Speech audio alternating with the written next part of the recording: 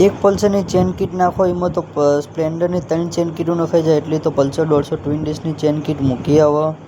Hello દોસ્તો, હું છું નજીર, નહીં તો એને તૈયાર થઈ ગયો। તૈયાર થઈને નાસ્તો કરી લો। નાસ્તો કરીને આપણે નીકળી જાય શોરૂમ તરફ। આજ આપણે જવાનું હતું રિક્ષામાં, ચંકર સમીરભાઈ મોડા આવશે। ગામમાં આવીને જોયું તાણે તો કોઈ રિક્ષા જ નથી। પછી ઘડીક વાર જોઈ અફરોજભાઈની ગાડીએ જેમને જતા હતા કડી, એટલે આપણે એમની ગાડીમાં બેસી ગયા। એમની ગાડીમાં બેસીને પછી આપણે આવી જાય શોરૂમે આવીને ગાડીઓ કાઢી દીધી। ગાડીઓ કાઢીને પછી પ્લેટિના સર્વિસમાં હતી, એને વોશ કરવાનું હતું તો આપણે પ્લેટિના વોશ કરી નાખ્યું। પછી આપણે જ સર્વિસ ઓઇલ કરવાનું હતું એટલે આપણે એને ઉપર ચડાવી દીધું। ઉપર ચડાવીને ઓઇલ કાઢી દીધું। ઓઇલ કાઢીને એર ફિલ્ટર ખોલ્યું। એર ફિલ્ટર ખરાબ હતું એટલે આપણે એને એર ફિલ્ટર નવું નાખી દીધું। એર ફિલ્ટર નવું નાખીને પછી એર ફિલ્ટર ફિટિંગ કરીને આપણે ઓઇલ બોલ ટાઈટ કરી નાખ્યો।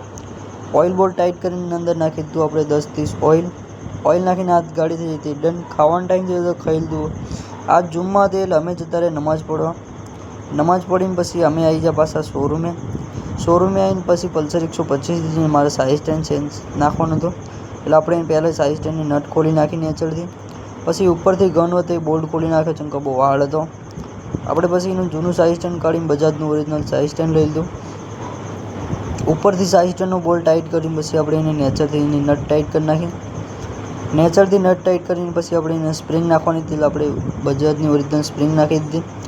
સ્પ્રિંગ નાખીને સાઇઝ સ્ટેન્ડનો બોલ્ટ ફિટિંગ કરવાનો હતો સેન્સરનો, એટલે આપણે સાઇઝ સ્ટેન્ડ સેન્સરનો બોલ્ટ ફિટિંગ કરીને પલ્સર 150 હતું જેને અમારે ચેન કીટ નાખવાની હતી એટલે આપણે એનો ટાયર ખોલી નાખ્યો। ટાયર ખોલીને પછી આપણે એની ચેન કીટ લઈ લીધી। એની આપણે ચેન કીટ જોઈ લો, મારા 3 હાથ થઈ જાય એટલી તો એની ચેન કીટ અને એની MRP હાલ તો 2200 રૂપિયા, નકર 2700 રૂપિયા એની ચેન કીટની MRP હતી। મારા 3 હાથ જતી એટલી ચેન કીટ હતી। આ એનું પાછળનું આ ચક્કર મારું જોઈ લો જેટલી મોટું ચક્કર। જૂનું ચક્કર કાઢીને પછી આપણે એનું નવું ચક્કર લઈ લીધું। નવું ચક્કર ફિટિંગ કરીને પછી આપણે પાછળનું ચક્કર લગાવી દીધું। પાછળનું ચક્કર લગાવીને પછી આપણે એનું આગળનું ચક્કર ફિટિંગ કરી નાખ્યું જૂનું કાઢીને નવું। પાછળનું ટાયર ફિટિંગ કરીને પછી આપણે એનું ઓઇલ કાઢી નાખ્યું। ઓઇલ કાઢીને એર ફિલ્ટર ખોલ્યું તો એર ફિલ્ટર કમ્પ્લીટ હતું તો આપણે એને એર મારીને પાછું ફિટિંગ કરી નાખ્યું। એર ફિલ્ટર ફિટિંગ કરીને ઓઇલ બોલ ટાઈટ કરી નાખ્યો। ઓઇલ બોલ ટાઈટ કરીને અંદર નાખી દીધું આપણે 20-50 ઓઇલ નાખીને આ ગાડી થઈ જતી ડન। ઘરે જવાનો ટાઈમ થઈ ગયો એટલે હું હાથમાં ધોઈને નીકળી ગયો આગળ। આપણે જવાનું હતું ગામમાં એટલે હું જતો રહ્યો પછી ભોલાભાઈની શોપે બાલ કપાવવા। બાલ કપાઈને પછી આ વિડીયો થઈ ગયો એન્ડ। વિડીયો ગમે તો વિડીયો લાઈક કરીને વિડીયો શેર કરી દેજો। મળીએ નવા બ્લોગમાં।